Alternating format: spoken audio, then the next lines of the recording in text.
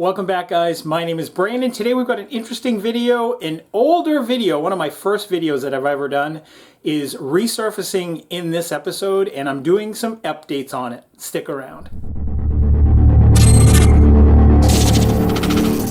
This end table, guys, is probably one of the very first videos I did on my YouTube channel many years ago. I'll have a link to that video if you want to check it out. Please be easy on me. Back then, I didn't have a clue what I was doing. I didn't know how to edit. I really didn't even know my style or what I was trying to convey. I just knew that I wanted to build something and I wanted to show you guys how I was building it. There's a lot of irritating music in the video and it didn't get a lot of good feedback. Some of it did, but what I'm trying to do today is, let me back up a little bit. What this is like I said, this is an end table. I built two of these, plus I built a coffee table. This is all built out of a scrap wood. So this top is actual pallet wood. Same thing here, all pallet wood. And this is just regular 1.5 inch by, I think, 1/8 inch angle iron. And I've just literally sanded it down and put a wax coating on it. There's nothing on it. So you can see kind of how it has a little bit of rust on it. So this is kind of like an industrial finish. Then I built these plates using a jig that I built. And I have a video on how I built that jig. And all I had for tools when I built this was a portable bandsaw. These are rivets that I bought online. These rivets don't do anything. They just are actually plug welded on the back side of this plate, and these are just to give the appearance that it has some dimension and some rivets in it, but you can see the plates are actually welded on. And like most of my custom stuff, I have a tendency to sign it. So up underneath, you can see that I built this in May of 2016. So at the time you're watching this video, that's 7 years ago. I'm just a young pup back then. But enough of me babbling. The way our living room is set up, we kind of have an open concept in our house. So we have a chair that's kind of out in the middle of nowhere and an end table that is beside it. So it makes it problematic if you want to plug in a cell phone or a charger, or you want to, use your laptop in your chair and you want to charge your laptop. What I'm going to do is what I did for our coffee table. And I'm going to mount an electrical plug underneath this that makes charging devices simple and clean. What I did on my coffee table is I ran the wires down through, made a hole in the corner, then they come out. And then there's like a 10-foot cord that just comes off, and I can just plug it into a wall outlet somewhere. So then when you want to plug in a device, you can plug it in right here. You're not like stretching a cord way back. It's right beside you where it's handy. It just makes it kind of convenient, and it's really clean looking. So to make things easy, this is what I'm going to be using. So we're going to build a bracket. First of all, I got to take it apart. And I realized that this had some tamper resistant screws, one of which I really didn't have a bit for, but it kind of works. We're going to take the back off of this and fasten some brackets to the back of this, and then mount this underneath, kind of like this. I'm going to chop this cord off. This cord is like way too big, thick and bulky. We're going to mount it kind of like this. You can see it's got some USB plugs here, and then it's got 3 regular plugs. It'll just make it really convenient. Then I'll end up putting a hole down through here and run the cord out. Simple project. It's just going to make life a little bit easier and make things look a little bit cleaner in our living room. Now, if I haven't already put a disclaimer somewhere up on the screen, I need to tell you that I'm not an electrician. Don't do this. Dangerous. You could burn your house down by taking apart electrical devices. This is for entertainment purposes only. Someone commented the other day, why do I have to, put disclaimers in like that? Why do I have to say stuff like that? Why does McDonald's have to write on their coffee cups that the contents of that cup is hot? Because somewhere along the way, somebody got burned and probably sued McDonald's and said that the contents was hot and they didn't know it. In the world we live in, people have a tendency to sometimes try to make a payday off somebody, and there's not a whole lot of common sense left in this world from my experience, but that's just me. Okay, this will be pretty easy to do. We'll start by getting rid of this. And like I say, the reason I'm getting rid of this cord, guys, is because it's huge. It's just super big, and I'd have to drill a massive hole down through that table, and I don't want to do that. I picked up this for like 10 bucks. It's 10 feet long, just light duty, 16 gauge. That's all you're going to be plugging into this is, you know, something like a charger for a laptop or a phone or something. And so we'll modify this and rig it onto this. You'll see here in a minute. So what I need to do is make an L bracket that bolts to this and comes out that I can screw to the underside of that table. I found some scrap 1.5" angle iron, same stuff I built these tables out of, and I will have the metric measurements down below for you guys. But it is 1/8 of an inch, as you can see, or 125 thousandths thick.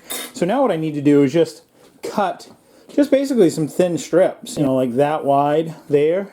One side will mount to the back of that, then the other side will mount to the underside of that top.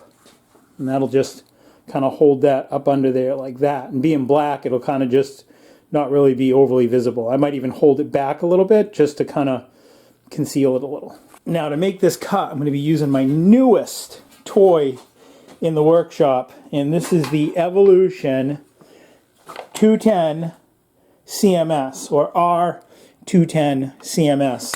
This is probably one of the coolest tools I own. One, just because of the price. This is like 149 bucks right now, guys. And that comes shipped, as you see it, minus the stand. So you get this saw. It's super lightweight. I think this is like aluminum. This is 149 bucks. And with this blade on it, it cuts steel, aluminum, wood, and plastic. I mean, pretty hard to beat, guys, for 149 bucks. And then I got it on this stand, super portable. I just love this. If this is, you know, if you guys aren't building with really heavy industrial stuff and thick stuff, this thing's awesome. I think this is probably one of the biggest bang for the buck tools that I own. Pretty awesome. So let's measure back. Let's say we'll do it 1 inch. Actually, let's make them 3/4. They don't need to be 1 inch. And we just want to make sure that we line up our blade. Looks good. And then we'll just clamp down our material stop. Nice, simple setup design. There, that holds that down nice right there. You want to make sure you wear hearing protection and eye protection because this thing gets loud. All of these metal saws are loud. And I like to go one step further when I'm using this metal saw, and that is to wear a face shield.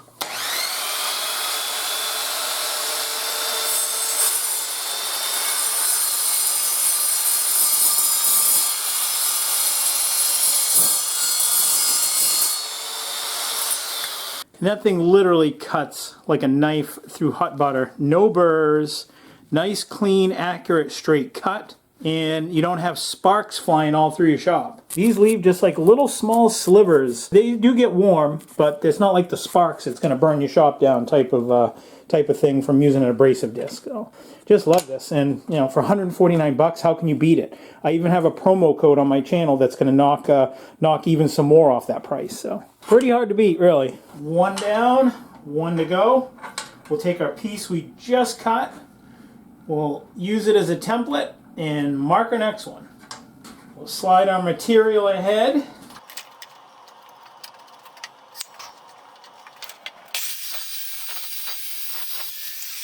Look at that. Immediately off the saw, guys, it's not even warm. It's like room temperature. Doesn't even feel any warmer than it was before I cut it. And this saw stand too, guys, pretty incredible. This is not a whole lot of money either. And I like that just all packs up. It's nice and compact. If you want to check out this saw, I did a review about it not too long ago, and I'll have a link up above. You can check it out. But this is pretty awesome tool. Probably one of my favorites right now that they have, just because it's a massive bang for the buck. 149 bucks, and it does everything that some of my other saws that are a few $100s more. Granted, those are a little bit more heavy duty and they cut bigger material, but this is just a really nice saw for the money. Now I need some screws that I can mount into this plastic black backing plate and then into this metal, but I don't want the screw head sticking out too far on the inside because I don't want to take a chance of them making contact with any of this. So I need something that's low profile but also has like a fat head on it so it doesn't pull through.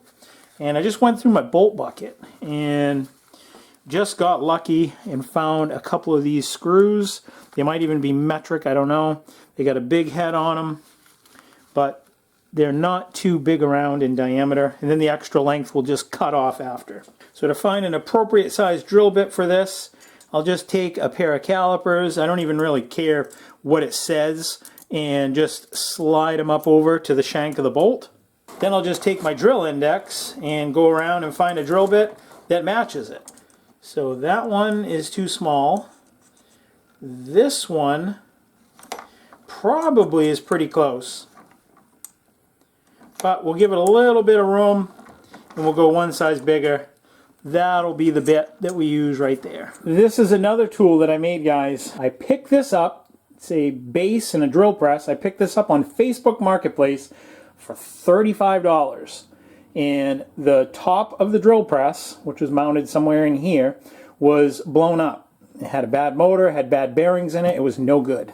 So I ended up cutting the top of it off, welded on a plate, and now I mount my mag drill to it. So I just turn on the magnet, it attaches itself right to here magnetically, and I use it as a drill press. That allows me to run really big annular cutters, it allows me to run hole saws, and drill bits. This is an awesome setup, and I use it all the time, and this, in my opinion, is way better than any drill press that you could buy because it's just super torquey. If you want to see how I built it, I have a video, I'll link it and you can check it out. So what I'm going to do now is I'm going to stick both of these in my drill vise and clamp it down, and we're going to get a couple holes in it for those screw heads that are going to mount to that piece of plastic.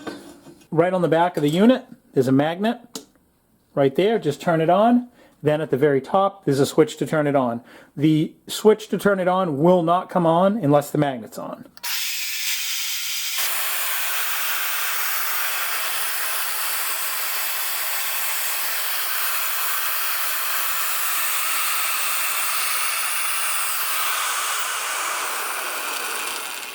Now I'll just flip those over and I'll do the same thing.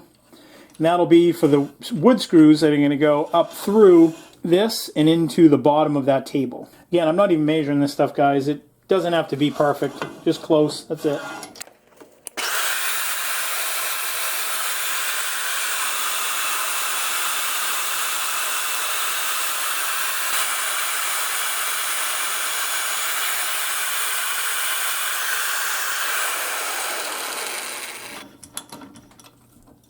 Now I'm just going to take a flap disc and just deburr this. Now I'm going to do it by hand by holding onto this. If you're not comfortable with tools or you're new, I would suggest that you clamp this into some sort of vise to hold it for you so that it doesn't suck your finger into it.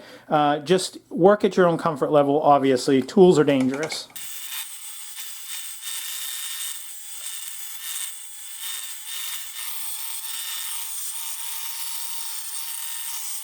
All you're looking to do is run your finger over it this way. Never check your metal like this for burrs, just like you wouldn't check it that way with a knife. You'd always run your thumb along it. So run your thumb or one of your fingers along your metal.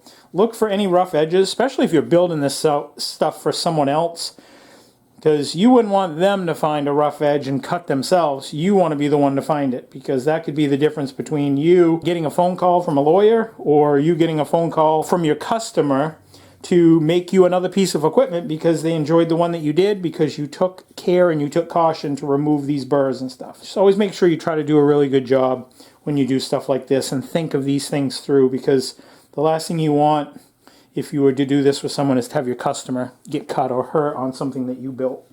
So now I just got to figure out where I want to put these brackets. So as I look at this, I'm thinking probably like one in this area, like here, because this board is here and it's flush and there's nothing to hit because these screws are really low profile.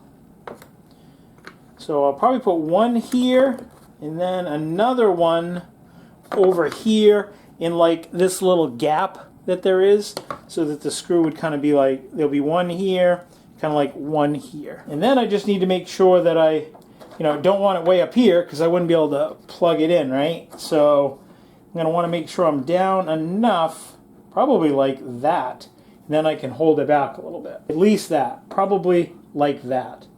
And then that puts that right about there on the back. So we'll chuck up that same drill bit that we used earlier, and we will pop a hole down through it. Now I can put this bolt down through.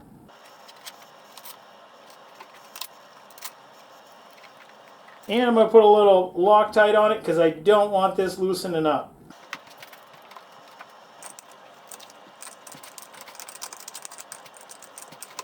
Now I just use my calipers to find out where this one is. Really easy to do it this way because you're not dealing with measurements. Slide it onto this side, drill a little hole.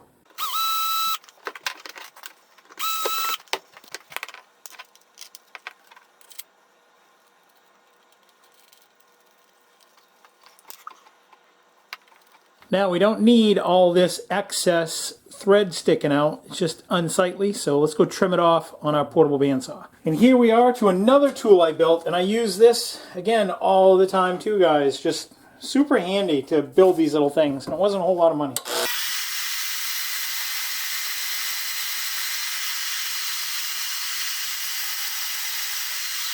Alright, let's take a quick check and see how we did. Oh yeah, sits nice and level. You can see that's nice and parallel with the top of that. So that'll work good underneath. Now we'll check it with this. Make sure it goes on all the way like it should. And it does. No clearance issues at all. Tons of room. Perfect. This cord I picked up is actually an indoor-outdoor extension cord. And not that it matters, but it's like oil and gas resistant and all that stuff. And it was the cheapest way of doing it. So we only need this end. We don't need this end because we're going to lop this end off and wire it into this. Again, I'm not an electrician, guys, so this is for entertainment purposes only. Don't do this. I think this says don't take off this tag or you'll go to jail for the rest of your life. Get rid of that. Now the next thing I want to do is I want to pass this cord up through this table, up through to here, and then over into this plug-in. Well, I don't want to go just drilling a hole through this metal because it's going to abrade it. So what I'm going to do is put it in a grommet to help protect it. So I got a grommet assortment here, and this fits nicely right over the cable. Slips right through it. So now we just need to find out how big do I have to drill the hole to fit this grommet in. Once again, we'll take our trusty calipers, slide it in the groove of the grommet, and find out where it slips over. There it is, right there. You want it just a little bit bigger to give it some room to move around so you're not forcing it in. And that's it right there, guys.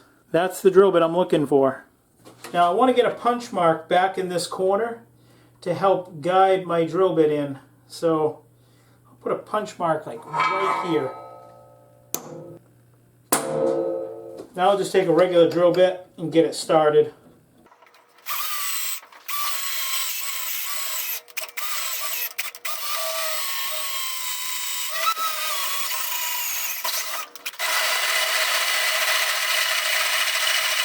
Now it's time to put our grommet in. That'll protect our wire.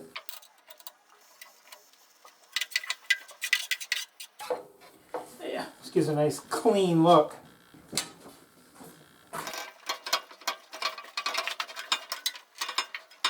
Now I've got to connect these wires to these wires here, and I'm going to use butt connectors just to keep everything compact and small.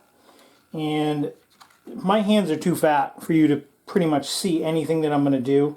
So what I will do is I'm going to make all this up, and then when I'm done, I'll bring you in really close and show you what I did and how I hooked it up and how it looks and why I did it the way I did it. That was a chore for anybody that has fat fingers, but before I put on this strain relief cap, I wanted you guys to just come in and check out how I did it. And they just come right in and direct. So the white neutral is going here, the hot black is there, and the ground is there. And once I get on this strain relief, I'll flip it around and show you how I determine that.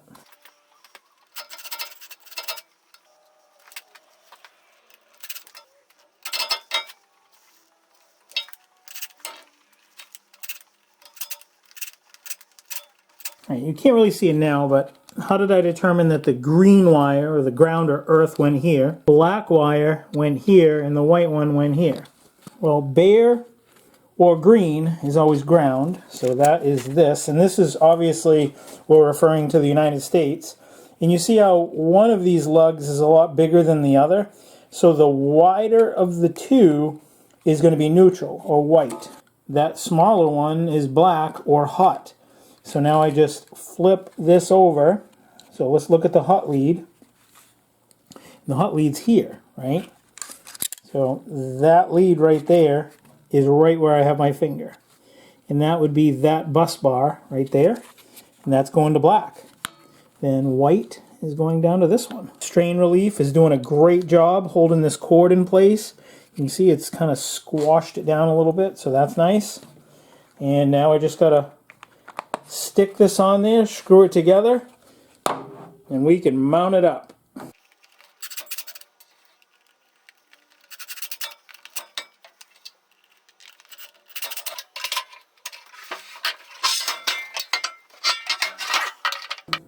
I already have another coffee table up there that is very similar to this with a power outlet, and I have it set back about a ½ inch. So I'm going to do the same thing with this one just to keep it consistent. About a ½ inch in from the front.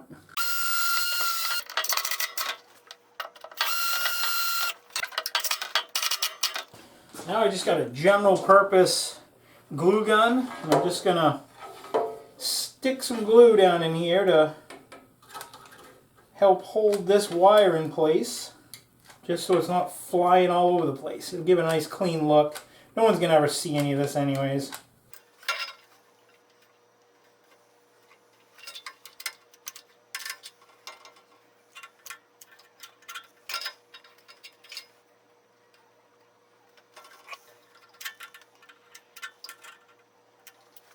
There, it's all in, guys. You see how it's just back just a little bit from the actually this is like the back side of the table, but so it's clean looking no matter where you see. And although you can see the cable right now, you really won't be able to, because you know this is at my level. This is at like my little bit higher than my chest height. You know, when you're standing there, you're not going to see any of those wires. You'll see the wire kind of coming out like the bottom here, but yeah. So now I just need to see if I can get someone to plug this in for me and try it out. See if my wife will plug it in. No, I'm just kidding. Okay, here we go, guys. Ready? So far, so good. Should I touch it? Just kidding. Just joking. No, that's good, guys. Let me go get a tester and see what it says. What do you see lit up? 2 yellows? 2 yellows right there. Correct. Sweet! But it also says if you've got the hot neutral reversed, you'd get a red and a yellow. Or if you got the hot and the ground reversed, you'd get a red and a yellow. Or an open hot, or an open neutral, or an open ground, meaning that it's not grounded. So, got 2 yellows. We are good. And this is just a cheap, inexpensive thing. I probably got this at like Home Depot or something like that. So, yeah. Pretty slick. Just kind of test your work, you know. Okay, so here it is, kind of like in use, and you can see what I was saying, how it's kind of like out into the room. So it just will make plugging stuff in if you're sitting here like this electric blanket or a phone charger, how handy that'll be. And then it just comes back to an outlet over here, and then it just runs up into there. Kind of convenient right there, right beside your chair. And this is my other coffee table that I was telling you guys about. So this coffee table matches this set, and I have another one over there, as you can see. And I also have another plug right down here, so I can just, you know, plug in doodads, my laptop. There's actually a printer underneath. I have a bucket that I store all my electronic stuff in. Just kind of keeps it neat and orderly. And it's done the same way. Wire comes down, goes through, and you can see how it just kind of crosses out under here, and then that goes in behind the couch. There's a receptacle back there. I know it's not a real high-speed video, but it's maybe something that you guys could use or incorporate into a build or design that you have at home. Actually, no, you can't, because you're not supposed to do that, remember? It's for entertainment purposes only. New videos every Friday. If this is something you like, please don't forget to rate, comment, and subscribe. Until next week, guys, I will see you then. Take care, stay safe, and God bless.